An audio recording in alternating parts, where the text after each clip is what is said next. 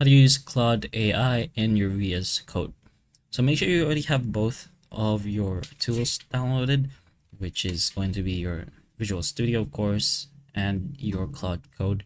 Sign in them both to automatically detect each other, but once you go ahead to your Visual Studio, go ahead to your extensions and just search for Claude, or more specifically Claude Code, and then it's going to be here, Claude Code for VS Code. What you're gonna do now is just press on install.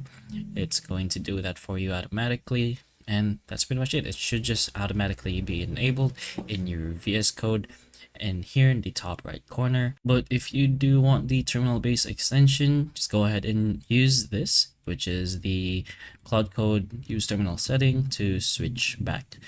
And then to use this Claude Code, you're gonna need this version or higher, but that's pretty much it.